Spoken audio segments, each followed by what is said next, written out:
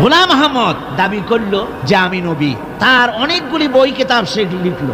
বইয়ের মধ্যে এক জায়গায় সে লিখেছে, তার বইয়ে এক জায়গায় লিখেছে যে আমি স্বপ্নে দেখলাম আল্লাহ আমার সামনে উপস্থিত, আল্লাহ আমার সামনে এসেছেন পুরুষের আকৃতিতে, আর আমি তখন স্বপ্নের ভিতরে আমি নিজেকে একজন নারীর মতোই মনে করলাম। স্বপ্নের ভেতরেই আল্লাহ পাক পুরুষ হিসাবে আমাকে ব্যবহার করলেন। আমি স্বপ্নের মধ্যেই গর্ভবতী হলাম এবং স্বপ্নের ভিতরে আমি গোলাম আহমদ মসিহে রূপান্তরিত হয়ে গেলাম। নাউযুবিল্লাহি মিন যালিক। সুপ্রিয় দর্শক, আসসালামু আলাইকুম ওয়া রাহমাতুল্লাহ।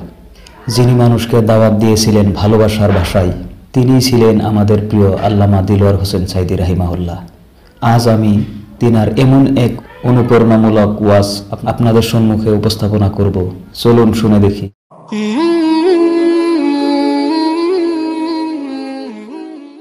গোলাম আহমদ বলছে, আল্লাহ পাক ওহির মাধ্যমে আমাকে জানিয়েছেন, আল্লাহ আমাকে বলেছেন, গোলাম আহমদ তুমি হচ্ছ আমার সন্তান তুল্য। নাউযুবিল্লাহি মিন যালিক। এইভাবে অসংখ্য মিথ্যে কথা দিয়ে বইপত্র রচনা করেছে। লোকেরা তার কাছে নবুয়তের প্রমাণ চেয়েছে। আসলে শরীয়তের বিধান হচ্ছে হুজুরের পরে যদি কেউ নবুয়তের দাবি করে তাহলে তাকে সে নবী কিনা এর কোনো প্রমাণ তার কাছে চাওয়াও জায়েজ নাই। যেহেতু প্রমাণ চাইতে গেলে বোঝা যায়, সন্দেহ হয় কিছুটা প্রমাণ দিতে পারলে তাহলে সে নবী হবে। কথা বুঝতে পেরেছেন? এই জন্য রসুলের পরে যদি কেউ নবুয়তের দাবি করে তাহলে তার কাছে নবুয়তের দাবির কোনো প্রমাণও চাওয়া যাইবে না। বিনা প্রমাণে রসুলের পরে নবুয়তের দাবি যেই করবে সে কি হবে? জোরে বলেন, কি হবে? কাফের হয়ে যাবে। দুনিয়ার সমস্ত উলামা, সমস্ত মুহাদ্দিস, সমস্ত মুফাসসির, দুনিয়ার সমস্ত মুফতি সব একমত, কোনো দ্বিমত নাই গোলাম আহমদ কাদিয়ানী কাফের। তার অনুসারীরাও তার জামানায় মাওলানা আতাউল্লাহ শাহ বুখারী রাহমাতুল্লাহ আলাইহি তার সঙ্গে একটা বহস হলো।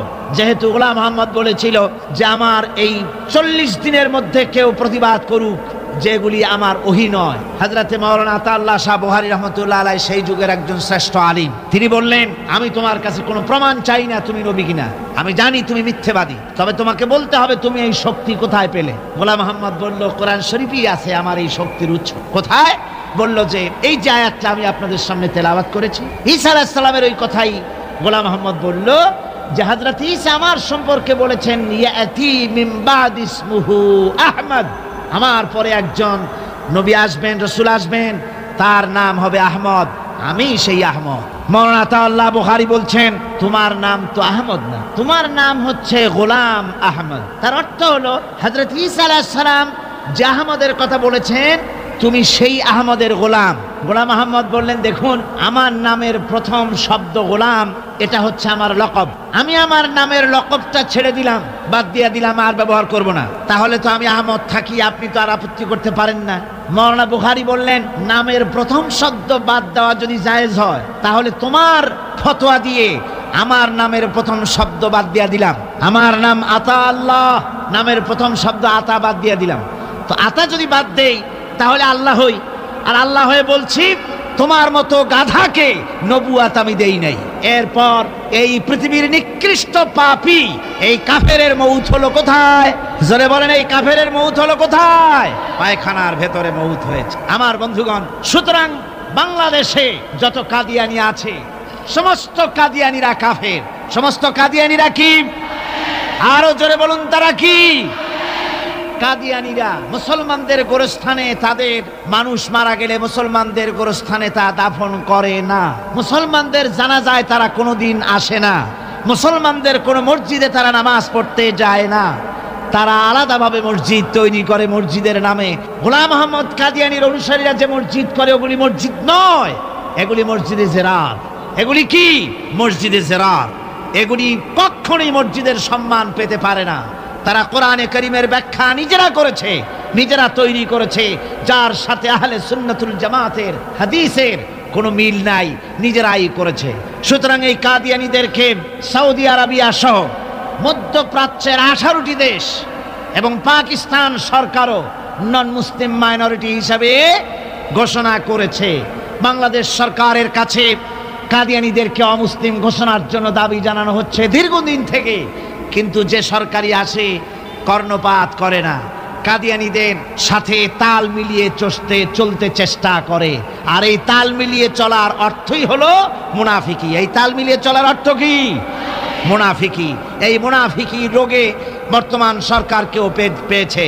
বাংলাদেশের সব আলেম, সব ওলামা ঐক্যবদ্ধভাবে দাবি করেছে কাদিয়ানীদেরকে অমুসলিম ঘোষণা করার জন্য, কিন্তু আজ পর্যন্ত তা করা হয়নি। আজকের মাহফিল থেকেও এই বিশাল জনসমুদ্র, আমরা কোরআনে কারীমের তাফসীরের মাহফিল থেকে দাবি জানাই সরকারের কাছে কাদিয়ানীদেরকে অমুসলিম সংখ্যালঘু হিসাবে ঘোষণা করা হোক। এ প্রস্তাবে দাবি কি আপনাদেরও? হাত উঁচু করে দেখান, ওখানে জিকির করেন লা ইলাহা ইল্লাল্লাহ, লা ইলাহা ইল্লাল্লাহ। আমার মুসলমান ভাইরা, মূল বিষয়টি হচ্ছে খ্রিস্টান এবং ইহুদিরা যখনই মুসলমানদেরকে আক্রমণ করতে চেয়েছে কোনো ব্যাপারে, তখনই সরাসরি নিজ নামে তারা আবির্ভূত হয় নাই, মুসলমান নামধারী কিছু লোককে তারা ব্যবহার করেছে। যেমন নবুয়তের উপরে হামলা করতে হবে, সেজন্য গোলাম মোহাম্মদ নামের এক কাফেরকে তারা বেছে নিয়েছে। রাসূলকে গালি দিতে হবে, হযরত আয়েশা সিদ্দিকা রাদিয়াল্লাহু তাআলা আনহাকে গালি দিতে হবে, সেজন্য তারা সালমান রুশদিকে বেছে নিয়েছে। বাংলাদেশে রাসূলকে মিথ্যেবাদী বলা হবে, নাউজুবিল্লাহ পড়েন, সেজন্য তারা দাউদ হায়দার নামের এক কবি নামের কলঙ্ক, জাহান নামের এক কীটকে তারা বেছে নিয়েছিল, ঠিক কিনা কর? আবার আল্লাহকে গালি দিতে হবে, সেজন্য তারা বাংলাদেশে আহমদ শরীফকে তারা বেছে নিয়েছে। কারে বেছে নিয়েছে? ওর নাম কিন্তু আহমদ শরীফ না, আহমদ হচ্ছে আল্লাহর নাম, আল্লাহ রসুলের নাম আহমদ। এই পবিত্র নাম এ শয়তানের হওয়া উচিত না, ওর নাম হচ্ছে আহমক। এর নাম কি? আর শরীফ নয়, শরীফ অর্থ হচ্ছে ভদ্র, এটা হচ্ছে শরীর, শাররুন থেকে শরীর অর্থাৎ দুষ্ট। একদিকে সে আহমক মানে বোকা, একদিকে সে বোকা, আর একদিকে কি? দুষ্ট। বোকা কেন? বোকা কেন? বোকা এই জন্যে, এত বড় একটা লিটারেট পারসন, লেখাপড়া জানে, ডক্টরেট ডিগ্রি নিয়েছে, বিশ্ববিদ্যালয়ে শিক্ষকতা করেছে, এত লেখাপড়া থাকা সত্ত্বেও বোকাই কারণে যেহেতু মালিক চেনে নাই, স্রষ্টাকে চেনে নাই। স্রষ্টাকে চিনেছে এই আহমদ শরীফ, সে তার বইতে লিখেছে যে আল্লাহ বলতে কেউ নাই, স্রষ্টা বলতে কেউ নাই, মানুষেরা নিজেরা চিন্তা করে স্রষ্টাকে সৃষ্টি করেছে। নাউযুবিল্লাহি মিন যালিক। পরকাল সম্পর্কে বলেছে পরকাল এটা মিথ্যে কথা, মরে যাবে মানুষ, কিন্তু পরকাল বলতে কিছু নাই। বিবাহ বলেছে এটা একটা সামাজিক চুক্তি, এর কোনো মানে নাই। একটা পুরুষ একটা নারীকে বিবাহ করে চিরকাল ওই নারীটাকে নিয়ে পড়ে থাকবে, আবার একটা নারী চিরকাল একটা স্বামী নিয়ে পড়ে থাকবে, নতুন কোনো বৈচিত্র্যের স্বাদ তাদের কপালে জুটবে না। এটা কেমন কথা? এটা হতে পারে না। সে বলে যে নারী পুরুষের অবাধ মেলামেশা থাকাই উচিত, এটাই প্রগতি। এই হলো আহমক শরীর। সে বোকাই কারণে দুনিয়ার সব চিনেছে, অথচ মালিককে চেনে নাই। কিন্তু আমাদের দেশের গরুতেও মালিক চেনে। গরুতে মালিক চেনে কিনা কন? আপনারা যায় দেখেন, রাত্রিবেলায় ডাকাডাকি করলে আপনার গরু যদি বিলে থাকে, তাহলে গরু ছুটে আপনার কাছে আসবে, আসবে কিনা কন? গরু তো কিছু তো তার ভদ্রতা সম্মান আছে। আমাদের গৃহপালিত পশু কুত্তা, কুকুরেও মালিক চেনে, চেনে কিনা কন? যদি বিশ্বাস না হয়, আপনার বাড়িতে যদি কুকুর থাকে, আপনার বাড়িতে রাত 12টার সময় যদি অন্য কোনো লোক ঢোকে, তাহলে কি কন? কুকুরে খুব আদর করবে না? কুকুর তারে তাড়াইয়া কর্ণফুলি পার করে দিয়ে আসবে। আর যদি আপনি যান গভীর রাত্রে, গলায় কাশি দেবেন, কথাও বলবেন না, কাশিটা শুনে কুত্তা এসে আপনার পায়ে তার লেজুর দিয়ে নেজ দিয়ে নাড়ানাড়ি করবে, মুখটা পায়ের উপরে লাগাবে, ঠিক কিনা কন? গরুতে মালিক চিনল, কুত্তায় মালিক চিনল ডক্টর আহমদ শরীফ। এই আহমদ এমনই নিকৃষ্ট, কুত্তা গরুর চাইতে নিকৃষ্ট, আল্লাহ রাব্বুল আলামিনকে চেনে নাই। আমার ভাইয়েরা, তাকে ফাঁসি দেওয়ার দাবি তো দূরের কথা, ফাঁসির দাবি মানা তো হলোই না, এমনকি গভর্নমেন্ট তাকে গ্রেফতারও করলো না। অথচ সংবিধান, বাংলাদেশের সংবিধানের 38 নম্বর ধারার 38 নম্বরের কয়ের উপধারায় একথা পরিষ্কার করে লেখা আছে, ধর্মীয় অনুভূতিতে আঘাত লাগিয়ে কোনো কথা লেখা যাবে না, বলা যাবে না।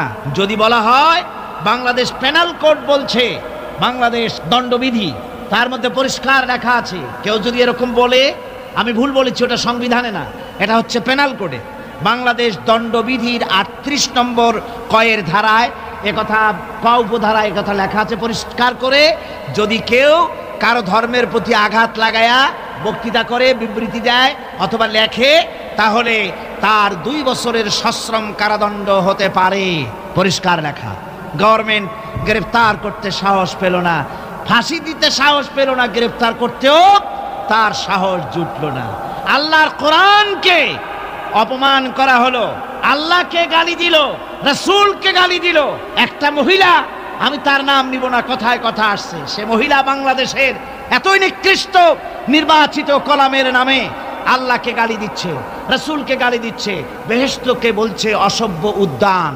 যারা কন নাউযুবিল্লাহি মিন যালিক, তাদেরকে গ্রেফতার করা হচ্ছে না, তাদের শাস্তি দেওয়া হচ্ছে না।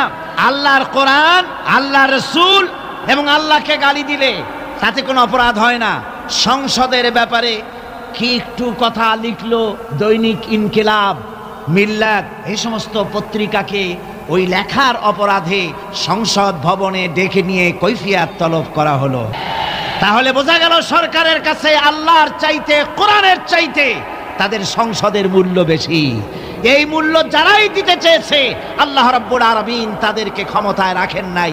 ক্ষমতা দেওয়ার মালিকও আল্লাহ, ছিনিয়ে নেওয়ার মালিকও আল্লাহ সুবহানাহু ওয়া তাআলা। আমার বন্ধুগণ, আজকে যদি এই সমস্ত নাস্তিকদের শাস্তি হতো, তাহলে অন্যরা ছোট ছোট খুদে নাস্তিক যত আছে, যারা ডোবার মধ্যে ব্যাঙের মতো চুপটি মেরে বসে থাকে, সুযোগ পাইলেই গ্যাংর গ্যাং করে ওঠে, এই লোকগুলি শয়তানি করতে সাহস পেত না।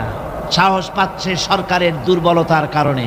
সরকারের দুর্বলতা কোথায় আল্লাহ পাকই ভালো জানেন, কেন তাদেরকে গ্রেফতার করতে পারে না। আমার বন্ধুগণ, এরপরে আল্লাহ রাব্বুল আলামিন বলছেন, ওয়ামান আযলামু মিম্মান ইফতারা আলাল্লাহিল কাযিবা ওয়া হুয়া ইউদআ ইলাল ইসলাম ওয়াল্লাহু লা ইয়াহদিল কওমাজ জালিমিন। আল্লাহ পাক বলছেন যে তার থেকে অত্যাচারী আর কে হতে পারে, যে আল্লাহর উপরে মিথ্যা দোষারোপ করে অথচ তাকে ডাকা হয়েছে ইসলামের দিকে, আর আল্লাহ জালিমদেরকে হেদায়েতের রাস্তা দেখান না।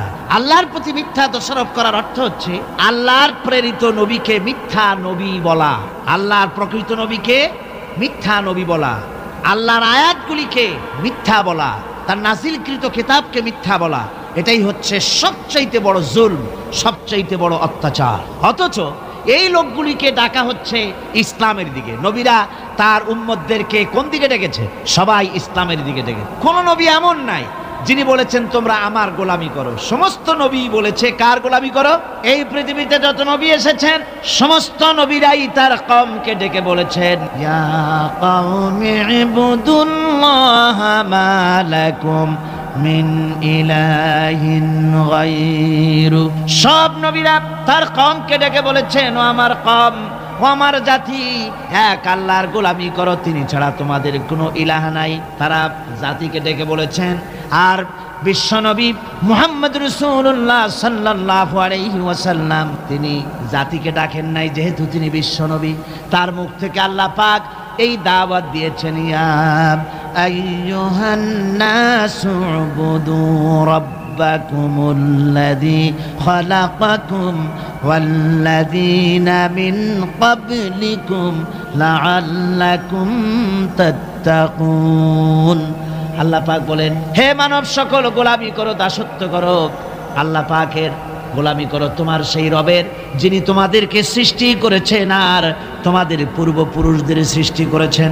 আল্লাহ পাক এখানে বলেন ওদেরকে ডাকা হচ্ছে ইসলামের দিকে, বলা হচ্ছে ইসলামের দিকে আসো, আল্লাহর দিকে আসো। আর ওরা বলছে এই লোকটা মিথ্যেবাদী। কি উল্টাপাল্টা কথা! নবীরা দাওয়াত দিচ্ছেন আল্লাহর দিকে, কোরআনের দিকে, ইসলামের দিকে, আর ওরা বলছে আল্লাহকে, আল্লাহর প্রেরিত নবী এবং তার কিতাবকে মিথ্যা বলে তারা বলছে। আল্লাহ পাক বলছেন এর থেকে অত্যাচারী আর কে হতে পারে, এর থেকে জুলুমকারী আর কে হতে পারে, যে কোরআনে কারীমকে এবং আল্লাহকে আর পয়গম্বরদেরকে মিথ্যা মনে করে। আল্লাহ রাব্বুল আলামিন বলছেন, ইউরিদুনা লিউতফিউ নূরাল্লাহি বিআফওয়াহিহিম ওয়াল্লাহু মুতিম্মু নূরিহি ওয়ালাউ কারিহাল কাফিরুন। মহান আল্লাহ রাব্বুল আলামিন বলেন, এই কাফিররা এরা চায়, সত্যের অস্বীকারীরা ওরা চায় মুখের ফু দিয়ে আমার আলোকে নির্বাপিত করে দেবে। আল্লাহ পাক বলেন, আমি আমার আলোকে, আমার দ্বীনকে পূর্ণতা দান করব। তাতে এই কাফেরদের মনের মধ্যে যত জ্বালা যন্ত্রণা হোক, তাদের মনের মধ্যে যত অসহনীয় ভাব হোক না কেন, আমি আমার দ্বীনকে পূর্ণতা দান করব। আমার ভাইরা, এই আয়াত 3য় হিজরি সনে ওহদ যুদ্ধের পরে নাজিল হয়েছিল। এই সময় ইসলাম শুধুমাত্র মদিনার শহর পর্যন্ত সীমাবদ্ধ। মুসলমানদের সংখ্যা মাত্র কয়েক হাজারের বেশি ছিল না। এই অবস্থার প্রেক্ষিতে এই আয়াত নাজিল হলো। আল্লাহর এই নূর কারো পক্ষেই নেবানো সম্ভবপর হবে না, বরং তা পূর্ণ মাত্রায় আল্লাহ পাক এর উজ্জ্বলতা দান করবেন, পরিপূর্ণতা দান করবেন। এই ভবিষ্যৎবাণী করা হলো তখন যখন ইসলামের বাতিটা নিবু কোন রকম করে টিম করে জ্বলছে, এই যখন অবস্থা। কিন্তু ইসলামের ভবিষ্যৎ, সব ভবিষ্যৎ তো জানেন আল্লাহ পাক। সমস্ত ভবিষ্যৎ কে জানেন? আল্লাহ পাক জানেন। তাই ভবিষ্যতের মালিক তো তিনি ছিলেন, সে আল্লাহ পাকই বলে দিলেন, ভয় পাওয়ার কারণ নাই মুসলমানেরা। ইসলাম তোমাদের কাছে নিবি, তুমি দেখছো, এই ইসলাম আমি প্রজ্বলিত করব। কাফেরদেরকেও শোনানো হলো ইসলামের অবস্থা এরকম থাকবে না, ইসলাম প্রজ্বলিত হবে, পরিপূর্ণতা লাভ করে বিশ্বের সর্বত্র ছড়িয়ে পড়বে। যুগে যুগে আল্লাহর এই দ্বীনকে নির্মূল করার জন্য প্রচন্ড ঝড়ের তাণ্ডব লীলা হয়েছে পৃথিবীর সর্বত্র। কিন্তু শেষ পর্যন্ত এই প্রলয়ঙ্করী ঝড় এক সময় স্তিমিত হয়ে গেছে, নিস্তেজ হয়ে গিয়েছে, আর ইসলামের আলো ক্রমান্বয়ে জ্বলে উঠেছে। ঠিক কিনা? আজকে আল্লাহর দ্বীন ঠিক ছিল, আজও ঠিক আছে, ভবিষ্যতেও ঠিকই থাকবে। ইসলাম কিছুই হবে না, হবে তাদের যারা ইসলামকে নির্মূল করতে চায়, তাদেরই ক্ষতি হবে, তারাই শেষ হবে। কোরআনে কারীম আল্লাহ রাব্বুল আলামিন বলেন, ওয়াকাল আল্লাযীনা কাফারু লিরুসুলিহিম লানুখরিজান্নাকুম মিন আরদিনা আও লাতাউদুন্না ফী মিল্লাতিনা ফাআওহা ইলাইহিম রাব্বুহুম লানুহলিকান্নায যালিমিন। আল্লাহ পাক বলেন, কাফেররা তাদের রাসূলকে বলল, লানুখরিজান্নাকুম মিন আরদিনা আও লাতাউদুন্না ফী মিল্লাতিনা, হয় তোমরা আমাদের মিল্লাতে, আমাদের স্বধর্মে ফিরে আসো, আমাদের চিন্তা চেতনায়, আমাদের আদর্শে ফিরে আসো। যদি তা না আসো, লানুখরিজান্নাকুম মিন আরদিনা, তাহলে আমাদের জমিন থেকে, আমাদের দেশ থেকে তোমাদেরকে বহিষ্কার করে দেব, উৎখাত করে দেব, নির্মূল করে দেব, যদি আমাদের আদর্শে তোমরা ফিরে না আসো। আল্লাহ রাব্বুল আলামিন তাদের প্রতি, নবীর প্রতি ওহী নাজিল করে জানিয়ে দিলেন, ও নবী, ভয় পাওয়ার কোনো কারণ নাই। আল্লাহ রাব্বুল আলামিন তিনি বলে দিয়েছেন, লানুহলিকান্নায যালিমিন, আল্লাহ পাক এই জালিমদেরকে হালাক করে দিবেন, ধ্বংস করে দিবেন।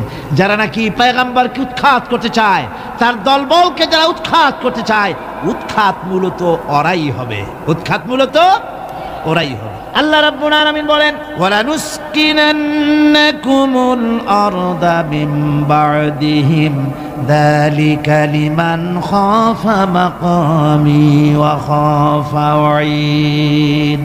আল্লাহ, আর তাদের পরে আমি তোমাদের কি জমিনে প্রতিষ্ঠিত করব, যারা তোমাদেরকে উৎখাত করতে চায় ওরাই উৎখাত হয়ে যাবে। আমি আল্লাহ পাক তোমাদেরকে আমি প্রতিষ্ঠিত করব। ওরা যদি জমিনে থাকতে চায়, তোমাদেরকে যারা উৎখাত করতে চায়, তোমাদের কাছে পারমিশন নিয়ে তবে তাদের থাকতে হবে। সুবহানাল্লাহ পড়ে। কার কথা? আল্লাহ রাব্বুল আলামিনের কথা। এই আয়াত নাজিল হওয়ার 8 বছর যেতে পারে নাই, তারপরে গোটা ভূখণ্ডের ভিতরে, আরব ভূখণ্ডের ভেতরে মুসলমান ছাড়া আর কেউ ছিল না। সব ইসলাম কবুল করেছিল, ইসলামের সুশীতল ছায়ায় আশ্রয় গ্রহণ করেছিল। সুবহানাল্লাহ পড়েন। সুতরাং আজকে যারা নির্যাতিত, নিপীড়িত, আজকে যারা দুনিয়ার মধ্যে যে সমস্ত মুসলিম সম্প্রদায়, যে সমস্ত মুসলমানেরা নিপীড়িত, নির্যাতিত হয়ে আছে, ওদের সম্পর্কে রব্বুল আলামিন বলেছেন, ওয়ানুরিদু আন্নামুন্না আলাল্লাযীনা ইসতুদঈফু ফিল আরদ ونجعلهم أئمة ونجعلهم الوارثين আল্লাহ পাক বলেন আমি ইচ্ছে করি দুর্বল লোকদেরকে, দুর্বল এবং অক্ষম বানিয়ে রাখা লোকদেরকেই আমি তাদের হাতে নেতৃত্ব ফিরিয়ে দেব এবং এই জমিনের উত্তরাধিকারী তাদেরই বানাবো। যাদেরকে তোমরা উপেক্ষা করছো, যাদেরকে দুর্বল বানায় রাখছো, যাদেরকে অক্ষম করে রেখেছো, আমি তাদের হাতে নেতৃত্ব দেব, নেতৃত্ব ওরাই দিবে। সুবহানাল্লাহ বলে। একথা কার? আল্লাহ রাব্বুল আলামিনের। তাই দেখা গেল রাসূল পাক সাল্লাল্লাহু আলাইহি ওয়াসাল্লামকে ওরা মক্কার জীবনে শেষ করে দিতে চেয়েছিল, শেষ করতে চাইলো যারা, তারা শেষ হয়ে গেল, কিন্তু ইসলাম টিকে থাকলো। আবু জেহেল চেয়েছিল যে ইসলামের আলো, ইসলামের বাতি, নবীজি শেষ হয়ে যাক এই মক্কার জীবনেই, কিন্তু দেখা গেল আবু জেহেলই শেষ হলো আর রাসূল টিকে থাকলেন, তার ইসলাম টিকে থাকলো, দাওয়াত টিকে থাকলো। আজকে পৃথিবীতে এমন কেউ নাই যে আবু জেহেলের সাথে আত্মীয়তার সূত্র দেখিয়ে দুনিয়ায় বেঁচে থাকার কোনো মর্যাদাকর কোনো পরিস্থিতি সৃষ্টি করতে পারে। সব বিদায় হয়েছে। ওর বাড়ি ভেঙে চুরে আবু জাহেলের বাড়িতে সৌদি গভর্নমেন্ট পায়খানা বানায় দিয়েছে অনেকগুলি।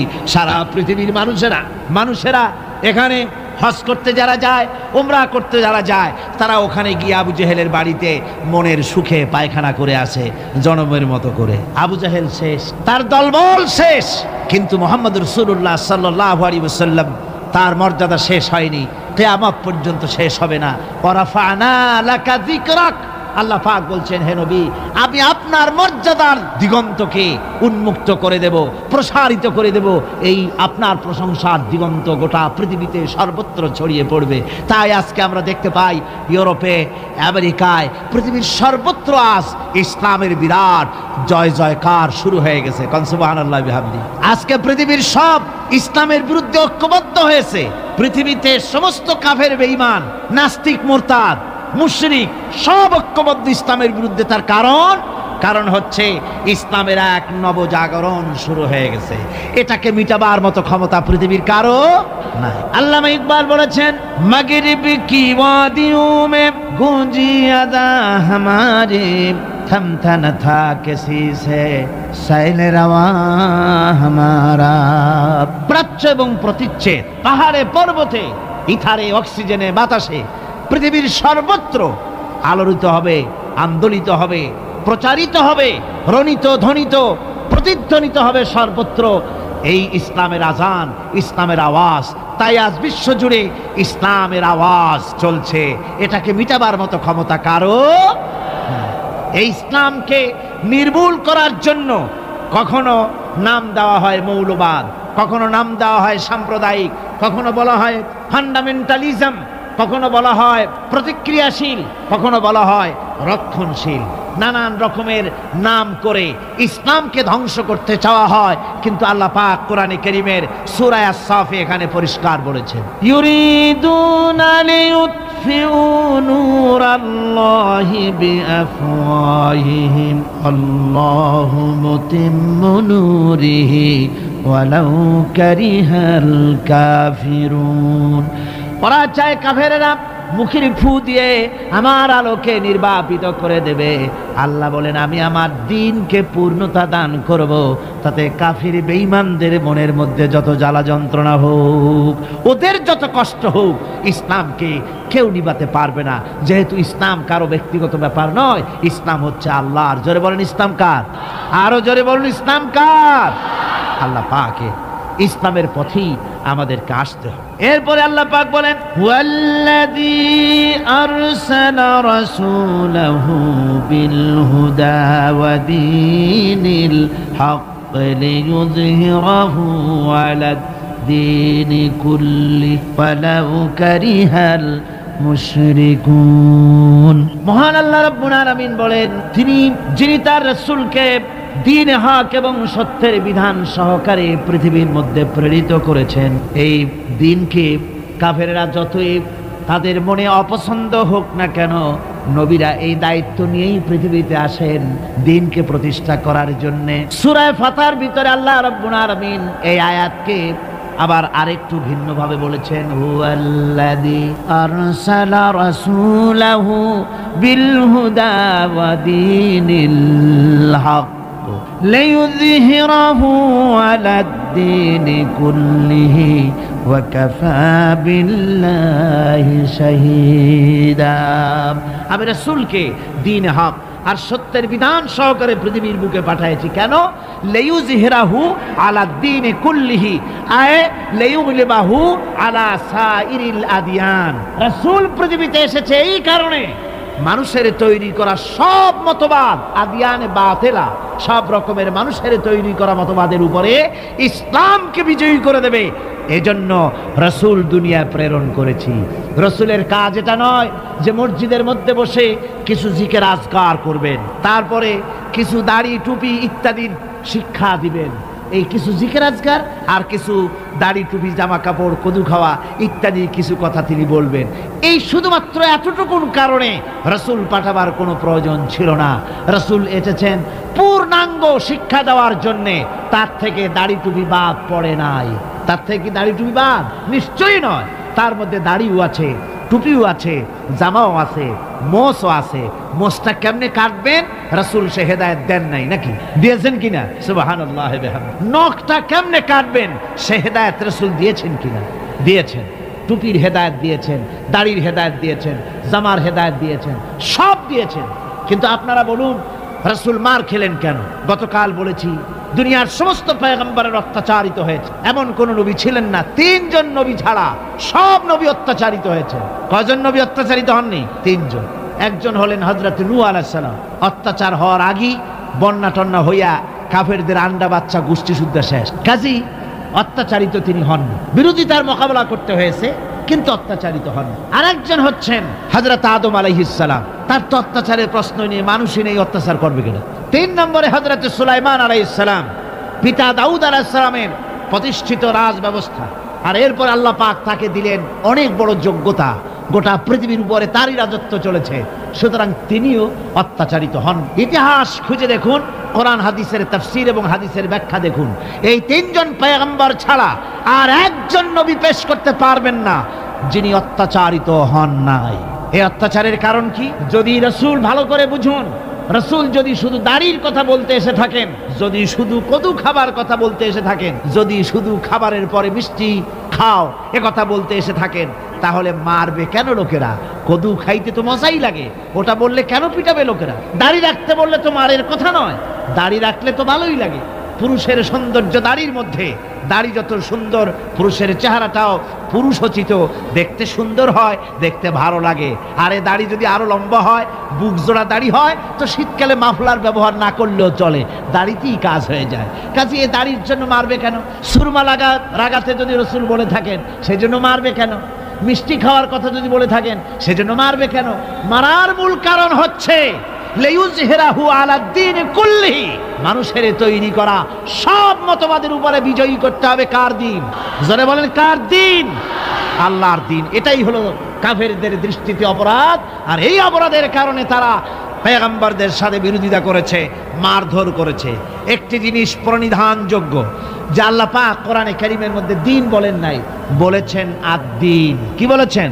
আদ-দীন। দিন আদ-দীন অর্থাৎ একমাত্র জীবন ব্যবস্থা। ইন্নাদ-দীনা ইনদাল্লাহিল ইসলাম, আমার কাছে মনোনীত একমাত্র জীবন ব্যবস্থা যেটা, সেটার নাম কি? সেটার নাম, এছাড়া আর কোনো পথ আছে? জোরে বলতে হবে, আর কোনো পথ আছে? নাই। কিন্তু পোড়া কপাল এক শ্রেণীর মুসলমান আছে যারা অমুসলিম ভাইদের সঙ্গে বসে একসঙ্গে বলে, ভাই তোমরাও যা আমরাও তাই। বলে কিরকম? বলে তোমরা বলো ভগবান, আমরা বলি আল্লাহ। তোমরা বলো স্বর্গ, আমরা বলি জান্নাত। তোমরা বলো নরক, আমরা বলি দোজক। ওই সব একই কথা, যাব একই জায়গায়। ওই হয় কেউ ট্রেনে যাব, না হয় কেউ বাসে যাব, না হয় কেউ প্লেনে যাব। ওই পথ একটু একাবাঁকা হলেও যাবই যখন এক জায়গায়। তোমরা আর আমরা সব এক, কোনো তফাৎ নাই। দাও তোমার সিগারেট, একটা টান দিয়া যায়। একটা হোক্কার একটা সিগারেট খাওয়ার জন্যে আর ইমানটা বেঁচে দিয়ে আসলো, নাউজুবিল্লাহি মিন যালিক। ওরও রাস্তা আর তোমারও রাস্তা, এই দুই রাস্তা কি কখনো এক হয়? জোরে বলেন, কখনো এক হয়? হতে পারে না। ওর হচ্ছে ভগবান আর আমার হচ্ছে আল্লাহ। ওর ভগবানের স্ত্রীলিঙ্গে আসে ভগবতী না, ওর ঈশ্বরের স্ত্রীলিঙ্গে আসে ঈশ্বরী, ওর বিধাতার স্ত্রীলিঙ্গে আসে বিধাত্রী। ওর গডের স্ত্রীলিঙ্গে আছে গডের, কিন্তু বলো আল্লাহর স্ত্রীলিঙ্গে কি আসবে? জি, গোটা বিশ্বের সমস্ত ডিকশনারি যদি এক জায়গায় করা যায়, আল্লাহর স্ত্রীলিঙ্গে কোনো প্রতিশব্দ খুঁজে পাওয়া যাবে না। তাহলে ওর ভগবান আর তোমার আল্লাহ এক হইল কি করে? কোনোদিন এক হতে পারে না। ওর পথ আর তোমার পথ কোনোদিন এক নয়। যদি এক হতো তাহলে আল্লাহ আদ-দিন বলতেন না, শুধু বলতেন দিন।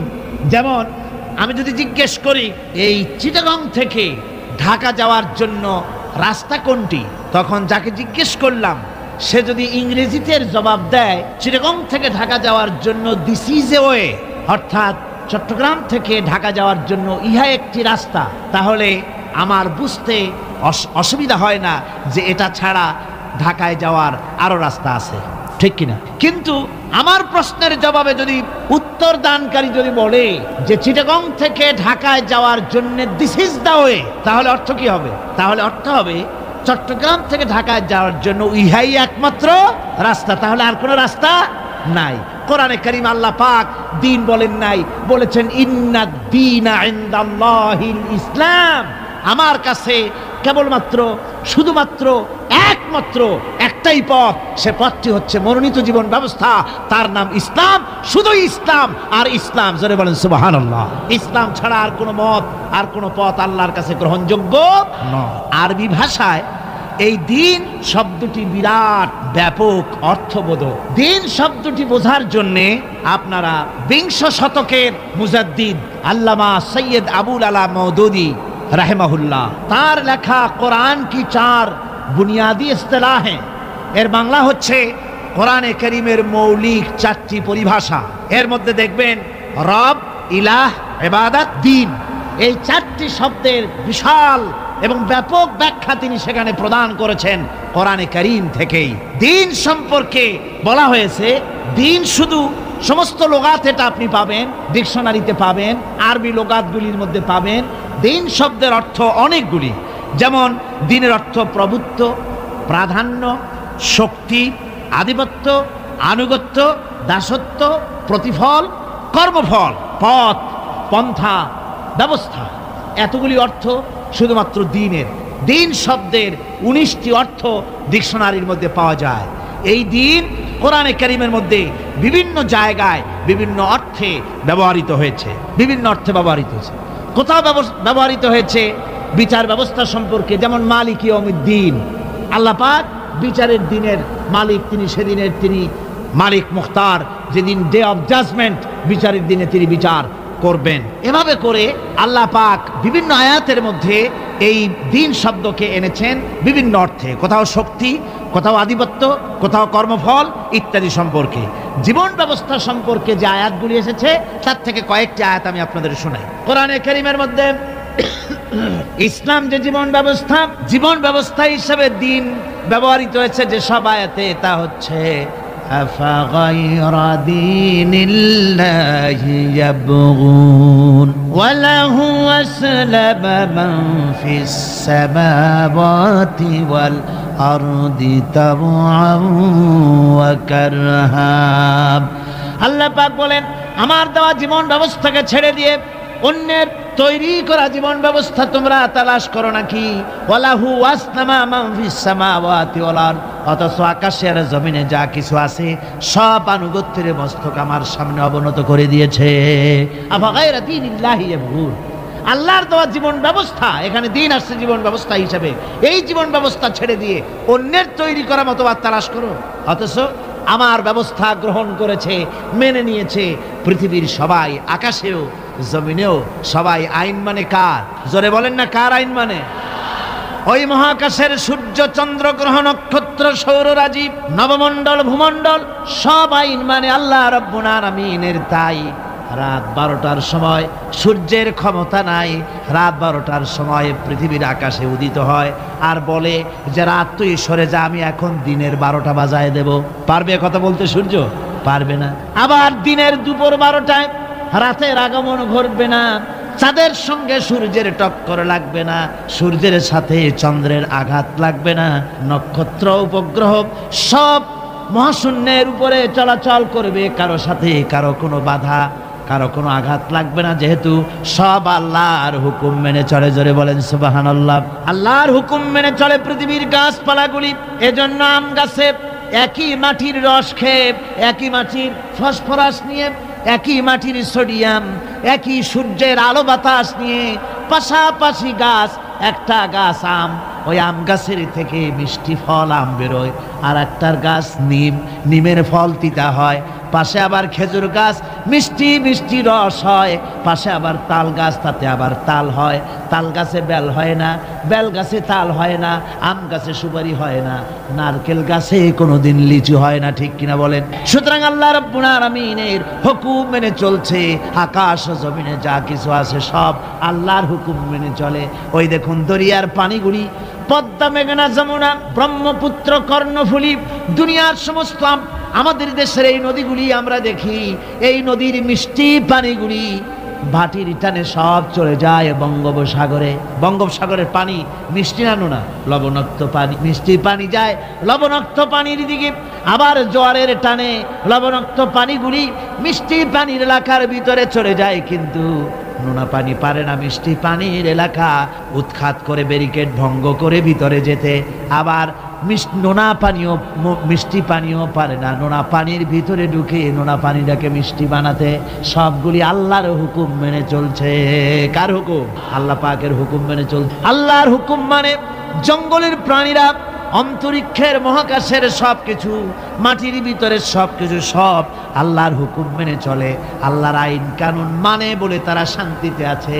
আল্লাহ বলেন আমার এই দিন যদি তোমরাও মানো তোমরাও শান্তিতে থাকবে। আল্লাহ পাক এবার বলেন وَمَن يَبْتَغِ غَيْرَ الْإِسْلَامِ دِينًا فَلَن يُقْبَلَ مِنْهُ وَهُوَ فِي الْآخِرَةِ مِنَ الْخَاسِرِينَ। যে বা যারা মানুষের তৈরি করা, আমি আল্লাহর দেওয়া জীবন ব্যবস্থা ছেড়ে দিয়ে মানুষের তৈরি করা মতবাদকে গ্রহণ করবে, ফালাই ইউকবালা মিনহু, ফালান, আমি কখনো তার কাছ থেকে ওটাকে গ্রহণ করব না। ওহুয়া ফিল আখিরাতি মিনাল খাসিরিন, কিয়ামতের দিন সে ক্ষতিগ্রস্ত হবে।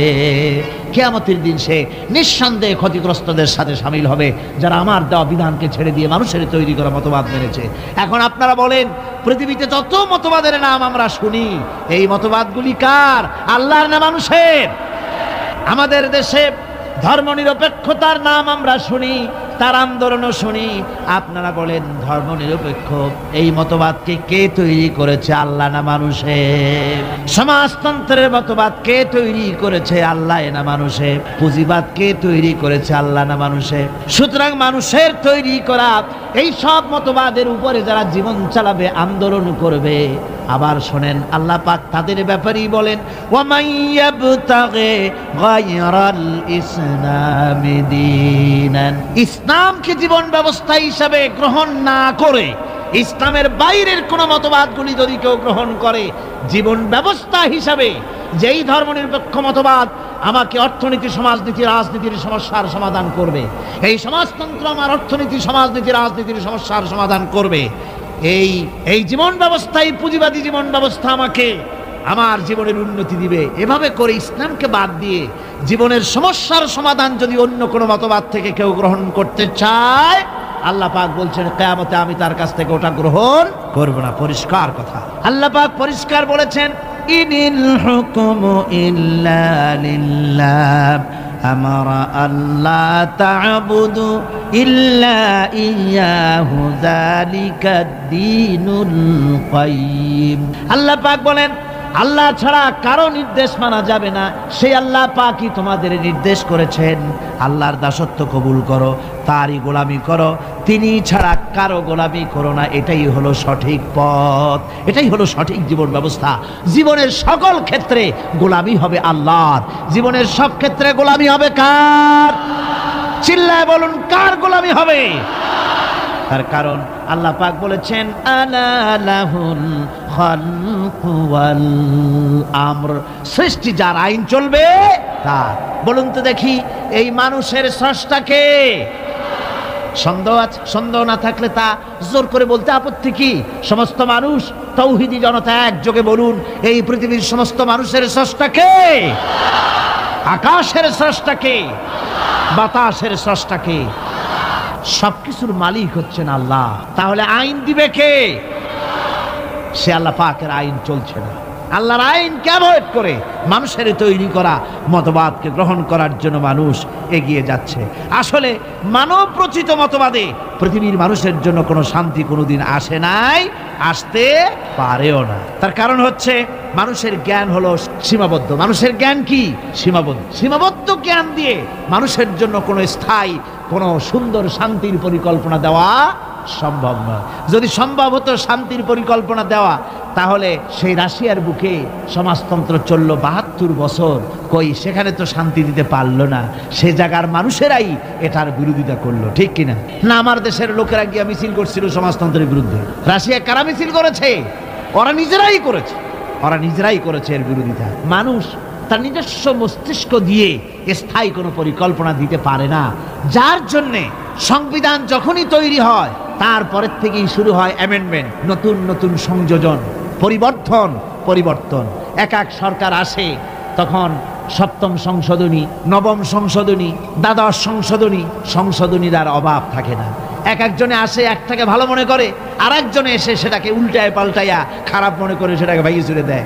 একজনে বলল যে দেশে ক্ষমতাকে বিকেন্দ্রীকরণ, ডিসেন্ট্রালাইজেশন করলে জাতির উন্নতি হবে, সুতরাং উপজেলা করলো উপজেলা। আর এক সরকার এলো, বললো যে না এটা উপজেলা না, এটা হচ্ছে উপজালা, সুতরাং এটাকে বন্ধ করো। একজনে ভালো মনে করে আর একজনে খারাপ মনে করে। এভাবে করে শাসনতন্ত্রের ভিতরে বারবার পরিবর্তন আনাতে হয়। বলুন, আল্লাহর কোরআনের মধ্যে এই দীর্ঘ ১৫০০ বছরের মধ্যে কোনো পরিবর্তনের প্রয়োজন হয়েছে? জোরে বলেন, হয়েছে?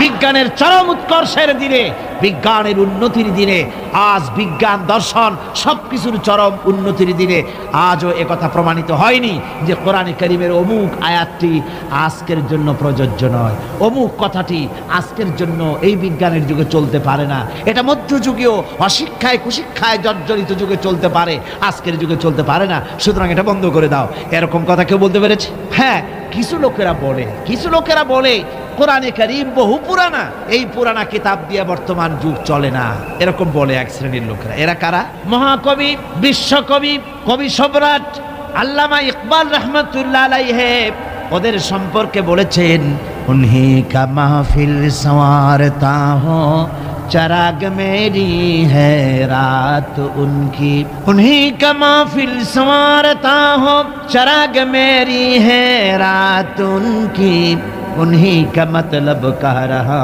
हूँ जुबां मेरी है बात उनकी, उन्हीं का महफिल संवारता हूँ चराग मेरी है रात। আমি অন্যের মাহফিলে, আমি অন্যের মাহফিল সাজাই, নিজের কোনো মাহফিল করার যোগ্যতা নাই। আমি অন্যের রাত্রে চেরাগ জ্বালাই, আমার নিজের কোনো রাত নাই। আমি অন্যের মতলব বলি নিজের মুখ দিয়া, আমার নিজের কোনো কথা নাই, অন্যের কথা আমার জিহ্বা দিয়া বলি। অর্থাৎ এই সমস্ত লোক যারা বলে কোরআন বর্তমান যুগে চলতে পারে না, মধ্যযুগীয়, এই লোকগুলি, এ কথাগুলি তাদের নিজেদের নয়। যেমন জেনের রুগীরা যে কথা বলে, সে কথা জেনের নয়, সে কথা রুগীর নয়, কথা জেনের। ওই রকম করে এই সব কথা যারা বলে, তাদের মাথার উপরে ভর করেছে কে? রাশিয়া। তাদের মস্তকের মধ্যে ভর করেছে পেন্টাগন, তাদের মস্তিষ্কে ভর করেছে শান্তিনিকেতন, দিল্লি, মস্কো, পিকিং। এই সমস্ত মাথার উপরে ভর করে ওদের মুখ থেকে কথা বেরোয়। তা নাহলে আজ পর্যন্ত কেউ বলতে পারেনি কোরআনে কারীমের মধ্যে এই আয়াতটা বর্তমান যুগে চলতে পারে না, এগুলো উলট পালট করে দেওয়া হোক, একথা কেউ বলতে পারে নাই।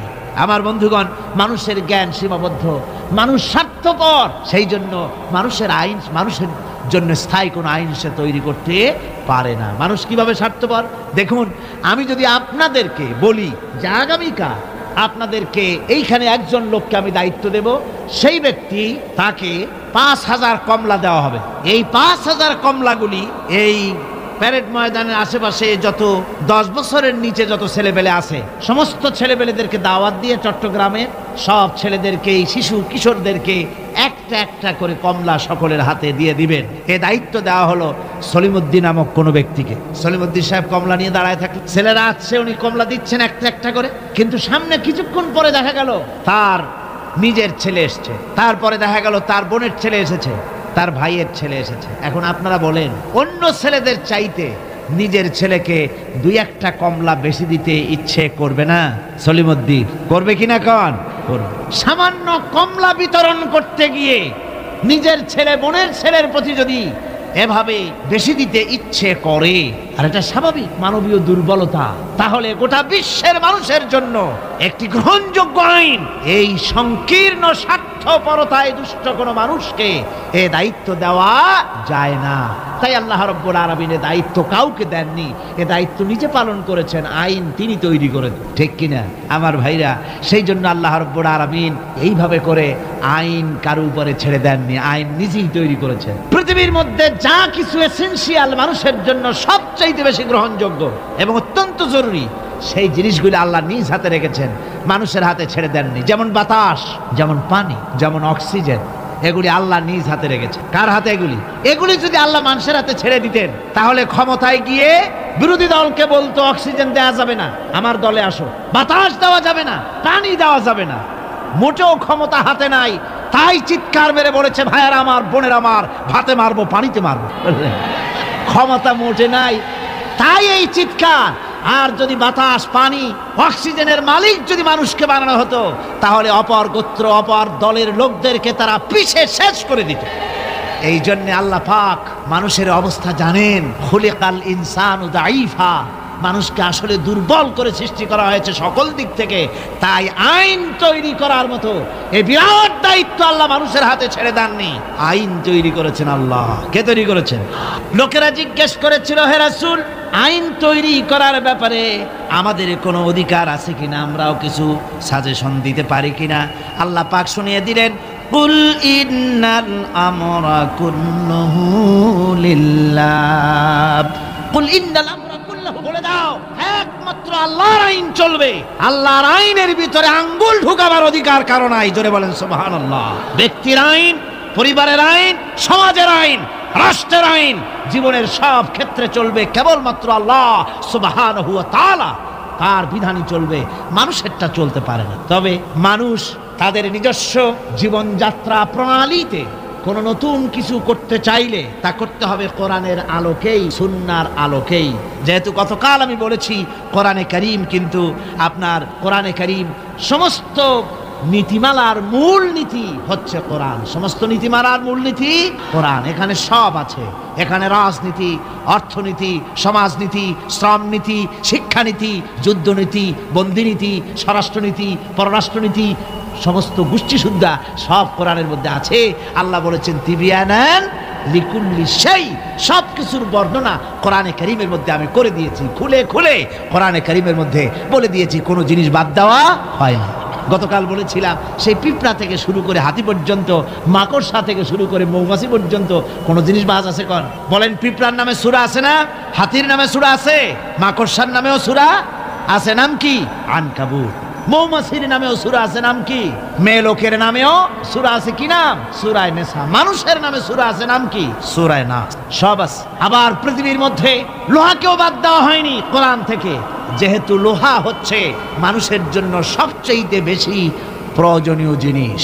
যদিও সোনার দাম বেশি, কিন্তু প্রয়োজনীয় বেশি লোহা, সেই জন্য লোহার দাম আল্লাহ কমায় রেখেছেন। লোহার উৎপাদন বেশি করে বাড়িয়ে দিয়েছেন। খনিজ দ্রব্য লোহা, আপনার খনিজের মধ্যে, খনির ভিতরে লোহা আল্লাহ পাক বেশি বেশি পয়দা করছেন সারা পৃথিবীতে, যাতে মানুষ এর দ্বারা উপকৃত হতে পারে। লোহা এত জরুরি মানুষের জন্য, এই লোহা না হলে আপনার আমার বক্তৃতা শুনতেই পেতেন না। এই লোহার মাধ্যমেই যাচ্ছে। আমার সামনে যে স্ট্যান্ড আছে, এটা লোহার তৈরি। তারপরে এর যে অ্যাম্প্লিফায়ার আছে, সেখানে লোহা আছে। এর ইউনিটির ভিতরে লোহা আছে। আপনি যে কাপড় সেলাই করছেন, সেখানে লোহা আছে। সুই, আপনার কাগজপত্র ছাপতেছেন, সেখানেও লোহা আছে। আপনার সুই থেকে শুরু করে প্লেন পর্যন্ত, এমনকি আপনি যে খাবার দাবার উৎপাদন করেন জমিন থেকে, জমিন চাষ করেন, তাও কাঠ দিয়ে হতো না যদি লাঙ্গলের মাথায় লোহার ফলা না থাকতো। লোহার ব্যবহার পৃথিবীর সর্বত্র। সুবহানাল্লাহ, সুবহানাল্লাহ বলেন। সুতরাং লোহাকেও বাদ দেওয়া হয়নি, কোরআনে কারীমের সব কথা বলে দেওয়া হয়েছে। সমস্ত কথা খুলে খুলে কোরআনে কারীমের মধ্যে আল্লাহ পাক স্পষ্ট করে বলে দিয়েছেন। আর বলেছেন, এই কোরআনের আইন মেনে এর উপরে যদি তোমরা জীবন চালাতে পারো, তাহলে কি হবে? আল্লাহ রাব্বুল আলামিন কোরআনে কারীমের মধ্যে পরিষ্কার করে বলে দিয়েছেন, কোরআনের আইন মেনে যদি চলো, আমার উপরে যদি মানানো আর আমাকে ভয় করার নীতি যদি অবলম্বন করে চলো, ওয়ালাউ আন্না আহলাল কুরা আমানু ওয়াত্তাকাউ লাফাতাহনা আলাইহিম বারাকাতিম মিনাস সামাই ওয়াল আরদ। জনপদের লোকেরা, দেশের লোকেরা যদি আমার উপর ঈমান আনে আর আমাকে ভয় করার নীতি যদি অবলম্বন করে চলে, আল্লাহ পাক বলেছেন তাহলে আমি আকাশ এবং জমিনের সব বরকতের দরজা ওদের জন্য খুলে দেব। সুবহানাল্লাহ। আকাশ এবং জমিনের বরকতের সব দরজা ওদের জন্য খুলে দেব যদি আমার উপরে আমাকে ভয় করো আর আমার উপরে ঈমান আনার নীতি নিয়ে যদি জীবন গড়ো। সুতরাং এই পৃথিবীতে শান্তি প্রতিষ্ঠা করতে হলে, শান্তি পেতে হলে তার পূর্ব শর্ত হচ্ছে জমিনে আইন চালু করতে হবে। কার? আরো জোরে বলে কার? আল্লাহ রাব্বুল আলামিনের এই আইন পৃথিবীর বুকে চালু করার কারণেই জনাবে মুহাম্মদুর রাসূলুল্লাহ সাল্লাল্লাহু আলাইহি ওয়াসাল্লাম এমন এক সমাজ কায়েম করেছিলেন যেখানে চুরি ছিল না, ডাকাতি ছিল না, জেনা ছিল না, ব্যভিচার ছিল না।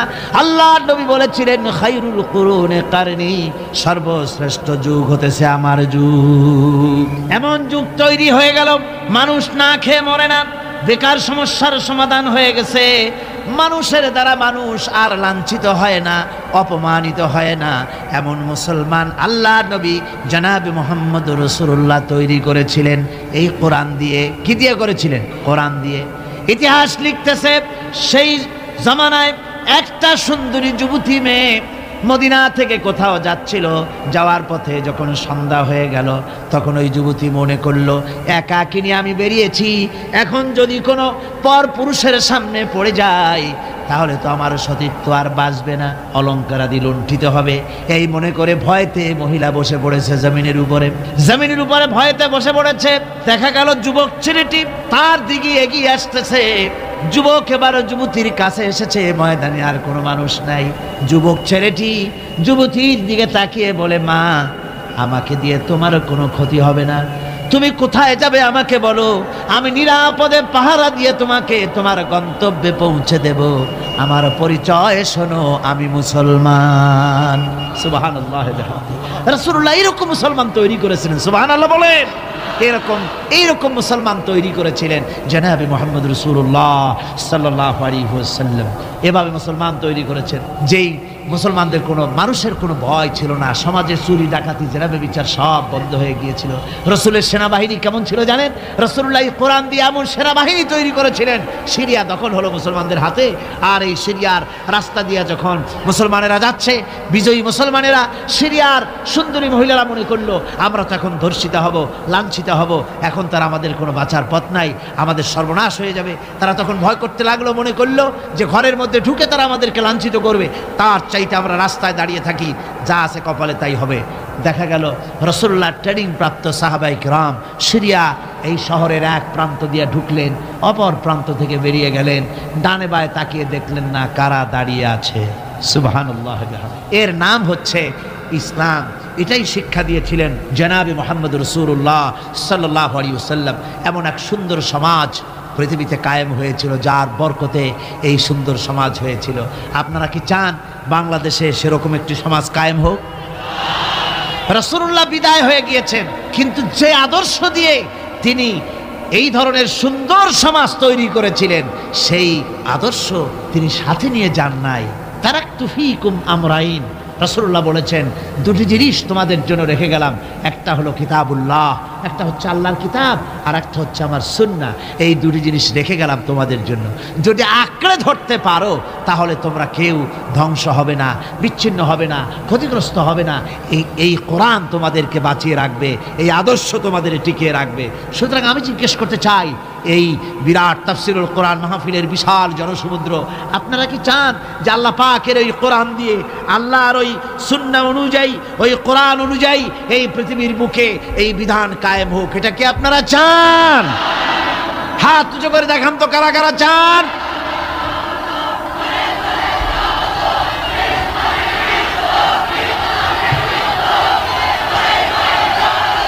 সুতরাং কোরআনে কারীমের আজকের যে জায়গা থেকে আমি আলোচনা করতেছিলাম, সেখানে পরিষ্কার কথা বলে দেওয়া হয়েছে যে পৃথিবীতে নবী আগমন এজন্য শুধু নয় যে আপনাদেরকে আমাদেরকে শুধুমাত্র কিছু জামা কাপড় আর কিছু সুন্নতের কিছু ট্রেনিং তিনি দিবেন, এতটুকু নয়। নবীর আগমন ঘটেছে একেবারে মাথার চুল, হাতের নখ কাটা থেকে শুরু করে রাষ্ট্র পরিচালনা পর্যন্ত সব শিখাবেন নবী। সব কে শিখাবেন?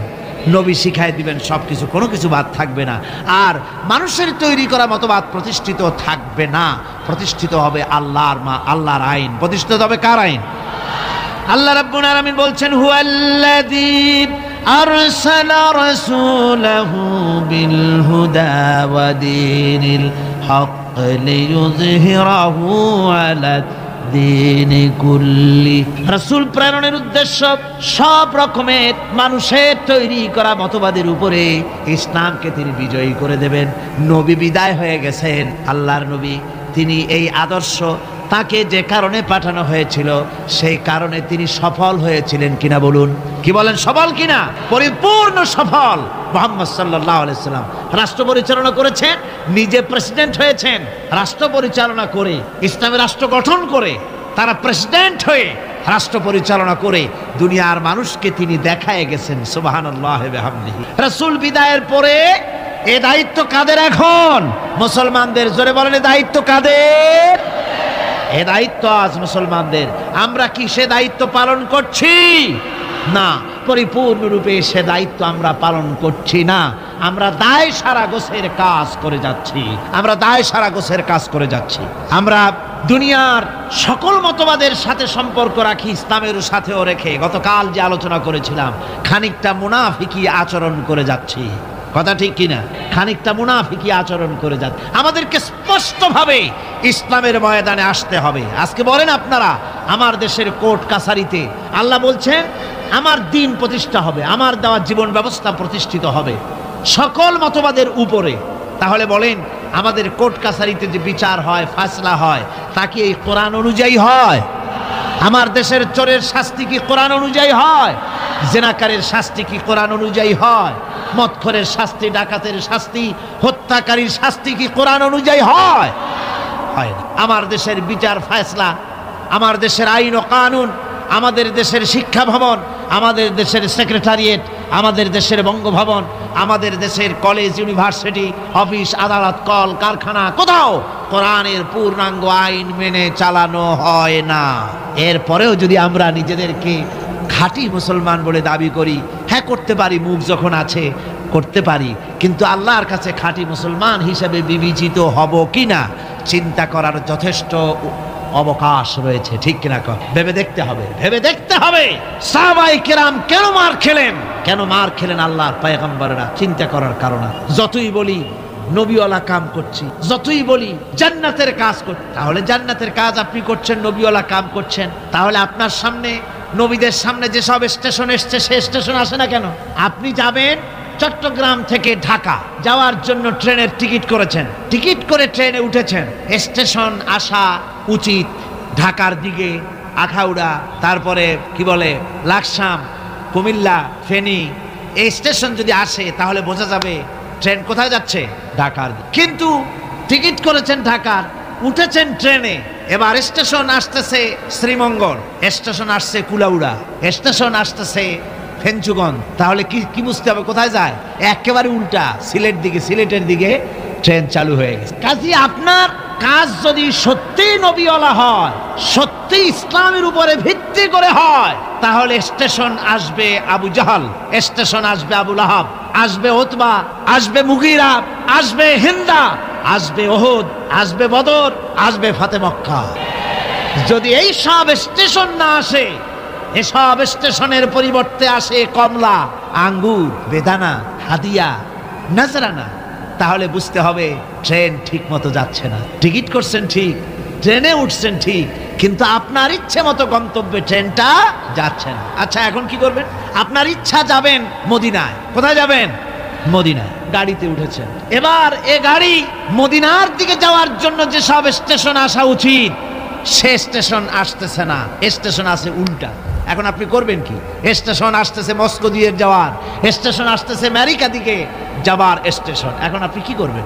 আপনি যদি আপনার সিটে বসে ড্রাইভারকে গালাগালি করেন, তাতে কোনো ফায়দা হবে? আপনি যদি আপনার ছিটে বসে রাগ করে নিজের চুল আর দাড়ি টানিয়ে টানিয়ে ছেড়েন, যাবো আমি মদিনায় নিয়ে যায় আমার মস্ত কি সর্বনাশ, এ যদি রাগ করে দাড়ি চুল ছেড়েন তাতে কোনো ফায়দা হবে?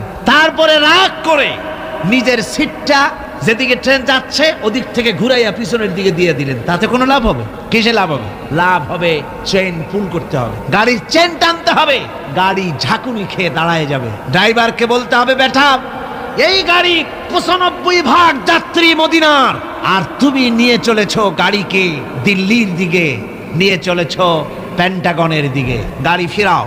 যদি যাত্রীর অধিকাংশ যাত্রীদের দাবি অনুযায়ী গাড়ি যদি না ফিরায়, তাহলে 2 নম্বরের কাজ হলো যাত্রীদেরকে ইঞ্জিনে যে দখল করে আছে যে ড্রাইভার, তাকে কিকড আউট করে দিয়ে ইঞ্জিন নিজের দখলে এনে একদম মদিনার দিকে ঘুরিয়ে দেওয়া, এটাই হলো একমাত্র পথ।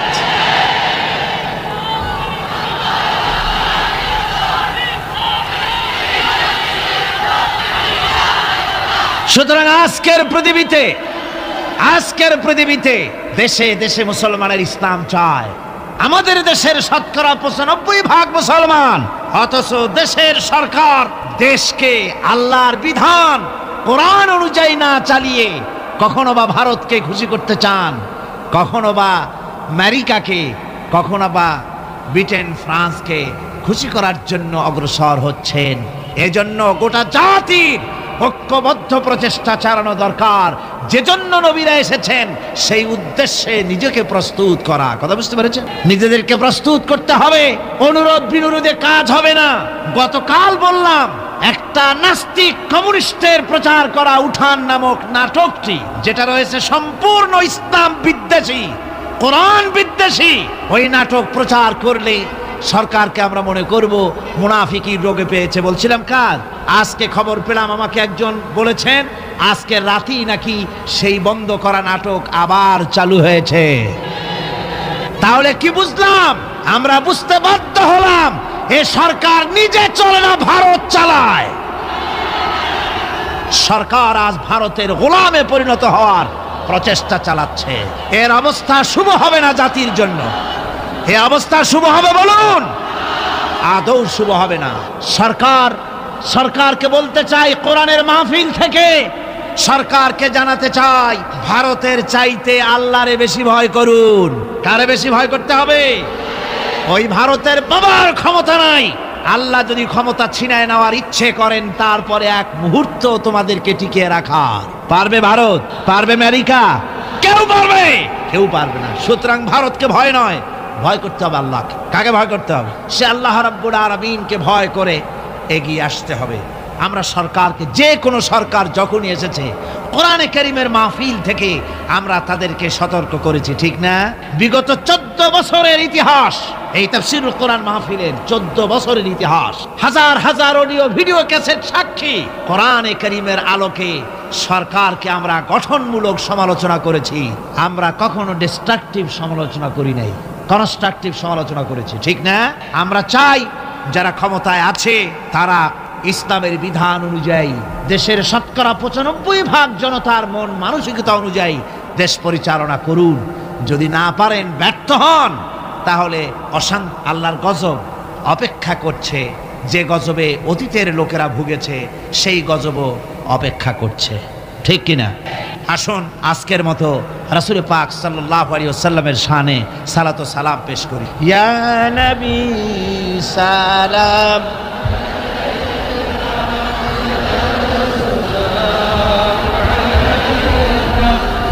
ইয়া রাসূল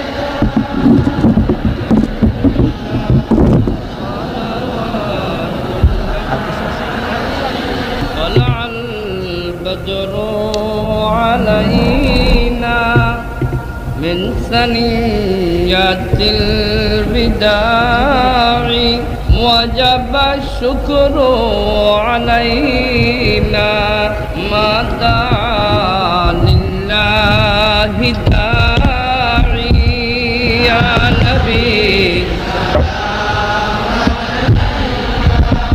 يا رسول سلام عليك يا حبيب سلام عليك صلوات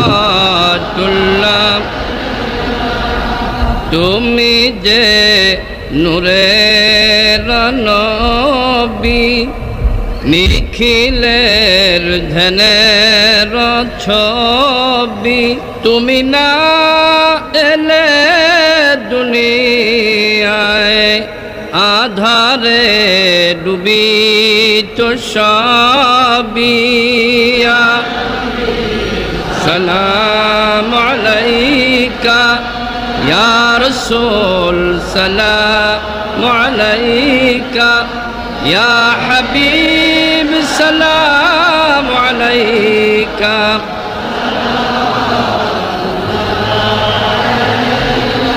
তোমারি নূরের আলোকে জাগরণ এলো ভুলুকে, গাহিয়া উঠিল বুলবুল, হাসিল কুসুম পুলকে। ইয়া নবী ইয়া রাসূল, সালাম আলাইকা ইয়া হাবিব, সালাম আলাইকা। সালাওয়াতুল্লাহ আলাইকা। বালাগাল উলা বিকামালিহি কাশাফাদ দুজা বিজামালিহি আসমাদ জামিল আসমাইহি সাল্লাল্লাহু আলাইহি ওয়া আলিহি। কোরআনে কারীমের এত বড় বিশাল মাহফিল, এই মাহফিলে শরীক হতে পেরে আমরা ধন্য। আমরা আল্লাহর কাছে শুকর আদায় করি, সকলে বলি আলহামদুলিল্লাহ। মহব্বতের সাথে জোরে সোরে সবাই পড়েন আলহামদুলিল্লাহ। কোরআনে কারীমের আলোচনা শোনার জন্য আপনারা যেভাবে এসেছেন, আগামীকালও এবং আরও কয়দিন আছে? 3 দিন, একদিন একদিন করে নেয়ামতের দিনগুলি ফুরিয়ে যাচ্ছে। আপনারা আপনাদের বন্ধু বান্ধবদের সকলকে দাওয়াত দিয়ে নিয়ে আসবেন। এ মাহফিল এমনই এক বরকতপূর্ণ মাহফিল যে বাংলাদেশের অনেকগুলি জেলা থেকে এই শীতের প্রচণ্ডতা উপেক্ষা করে পকেটের পয়সা খরচ করে কোরআনে কারীমের এই তাফসীর শোনার জন্য এ মাহফিলে হাজির হয়। সবাই বলেন আলহামদুলিল্লাহ। এই বরকত থেকে মাহরুম হবেন না। আপনারা সবাইকে ডেকে ডেকে নিয়ে আসবেন। আর আসার সময় আপনারা বাসে, ট্রাকে অথবা পায়ে হেঁটে যেমনি আসবেন, আসার সময় মিছিল করে করে আসবেন, যাওয়ার সময় মিছিলের আকারে যাবেন, যাতে করে যারা হিংসুক আছে, এই মাহফিল যাদের বরদাস্ত হয় না, তারা কিন্তু সুযোগ পেলে ফাঁকে ফোঁকে আঘাত হানতে পারে। গত বছর, তার আগের বছর এসব দুষ্টামি তারা করেছে, ঠিক কিনা? ওদের চরিত্র বিশ্বাস করা যায় না। নিজেরা নিজেরা মারামারি করে অন্যের উপরে দোষটা চাপায় দেয়। ও, তাহলে আমার আর কিছু বলা লাগবে না, বুঝিয়ে ফেলছেন? মাশাআল্লাহ। আমি আপনাদের খেদমতে আরজ করছি যে এদের চরিত্রই এইটা, এদের চরিত্রই এটি। সুতরাং আপনারা যাবেন মিছিল সহকারে। কি সহকারে যাবেন? আসবেনও মিছিল সহকারে, যাবেনও মিছিল সহকারে। কোনো আজে বাজে উস্কানিমূলক স্লোগান দেওয়ার কোনো প্রয়োজন নাই। আসতেছেন তো কোরআনের মাহফিলে, স্লোগান হবে নারায়ে তাকবীর, আল্লাহু আকবার, আল কোরআনের আলো ঘরে ঘরে জালো, আল হাদিসের আলো ঘরে ঘরে জালো। তা না হলে পরে আবার আর একটা সুযোগ থাকে, ফেতনাবাজ যারা, ওরা তো আর সহজে ছাড়ে না। তারা কয় যে আল কোরআনের আলো, এই স্লোগানই তারা দেয়, তার মানে ওরা হাদিস মানে না, বুঝলেন? যারা সুবিধাবাদী, সুযোগ সন্ধানী, তারা এই ধরনের খুঁতটুত কোনো জায়গায় পাইলে, সেই জন্য স্লোগান, আমরা তো কোরআন, আমরা মুসলমান, আমরা কি মুসলমান, কোরআন হাদিসের জন্যই আমরা সংগ্রাম করি। কাজী আল হাদিসের আলো, আল কোরআনের আলো ঘরে ঘরে জালো। বিপ্লব, বিপ্লব, ইসলাম ছাড়া অন্য কিছু। বাস এই কয়টা স্লোগান দিয়ে দিয়ে যাবেন আর আসবেন। এখনই আমরা মুনাজাত করতে যাচ্ছি। আল্লাহুম্মা আমিন। রব্বানা যালামনা আনফুসানা ওয়া ইন লাম তাগফির লানা ওয়া তারহামনা লানাকুনান্না মিনাল খাসিরিন। রব্বানা লা তুযিগ কুলুবানা বা'দা ইয হাদাইতানা ওয়া হাব লানা মিন লাদুনকা রাহমাতান ইন্নাকা আনতাল ওয়াহ্হাব। রব্বুল আলামিন, আয় আল্লাহ তাআলা, দীর্ঘক্ষণ ধরে তোমার দ্বীনের কথা, কোরআনের কথা আমরা শুনেছি, আলোচনা করেছি। মেহেরবানি করে সওয়াবটুকু হুজুরে পুরনূর সাল্লাল্লাহু আলাইহি ওয়াসাল্লামের রূহ মুবারকে পৌঁছে দাও। আয় আল্লাহ তাআলা, तमाम পৃথিবীর মাটির নিচে যত মুমিন মুমিনাত শুয়ে আছে তাদের আরো আর পরে সওয়াব পৌঁছে দাও। আল্লাহ তাআলা আমাদের মা বাপ যাদের কবরে শুয়ে আছে কবরগুলিকে জান্নাতের টুকরা বানায়া দাও। আমাদের মা বাপ যাদের বেঁচে আছে সুস্থ রাখো, ভালো রাখো। রব্বির হামহুমা কামা রব্বায়ানি সগীরা। সবাই পড়েন রব্বির হামহুমা কামা রব্বায়ানি সগীরা। হায় আল্লাহ তাআলা, সারা জীবন গুনাহ করে করে আমরা আমাদের জীবনকে বরবাদ করে দিয়েছি। আল্লাহ তুমি দয়া করে আমাদের জিন্দেগির সকল গুনাহ খাতা মাফ করে দাও। হায় আল্লাহ, কোরআন দিয়ে জীবন গড়ার তৌফিক দান করে দাও। এই মাহফিল বাকি 3 দিন যেন চলতে পারে সুন্দরভাবে, তুমি মেহেরবানি করে গাইবি মদদ দিয়ে দিও। হায় আল্লাহ তাআলা, এ মাহফিল করতে গিয়ে সমাজ কল্যাণ পরিষদ এ মাহফিল করতে গিয়ে বড়ই ঋণগ্রস্ত হয়ে পড়েছে। তুমি জানো আল্লাহ, তুমি তোমার বিত্তশালী বান্দাদের, তোমার সকল বান্দাদের দিলের মধ্যে এই কর্তৃপক্ষের সাহায্য করার জন্য মনের ভিতরে মহব্বত পয়দা করে দাও, সকলকে দেওয়ার মতো তৌফিক দাও। আর এই দানটা কিয়ামতের দিন নাজাতের জরিয়া বানিয়ে দিও আল্লাহ রাব্বুল আলামিন। এই মাহফিলে যত মা বোনেরা কষ্ট করে প্রতিদিন আসতেছেন, আয় আল্লাহ তুমি মেহেরবানি করে মা বোনদের প্রতি রহমত নাজিল করো।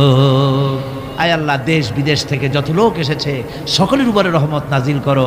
আমাদেরকে কোরআন বোঝার তৌফিক দাও, কোরআন অনুযায়ী জীবন পরিচালনার তৌফিক দান করে দাও। রব্বানা তাকাব্বাল মিন্না ইন্নাকা আনতাস সামিউল আলিম ওয়া তুব আলাইনা ইন্নাকা আনতাত তাওয়াবুর রহিম। আয় আল্লাহ তাআলা, অনেকে দোয়া চেয়েছে, অনেকে কষ্ট নিয়ে বিপদ নিয়ে আসে, মনে এই বিশ্বাস নিয়ে যে কোরআনের মাহফিলে দোয়া কবুল হয়ে যাবে, এই নিয়ত করে বান্দারা আসে। আল্লাহ, কোনো বান্দা যেন মাহরুম হয়ে না যায়, তোমার রহমত দিয়া প্রত্যেকের ঝুলে তুমি মালামাল করে দিও।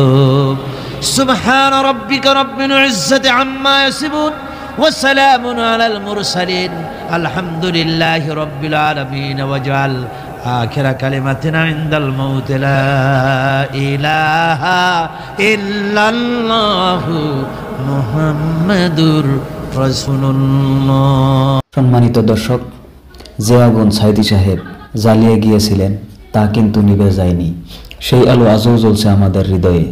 বন্ধুরা, সত্যের এই আলো যাতে কখনো নিভে না যায়। সুপ্রিয় দর্শক, আপনাদের যদি আমাদের চ্যানেলের ভিডিওগুলো ভালো লাগে তাহলে একটি লাইক দিন, শেয়ার করুন, হলে সাবস্ক্রাইব করে আমাদের পাশেই থাকুন। আসসালামু আলাইকুম ওয়া রাহমাতুল্লাহ।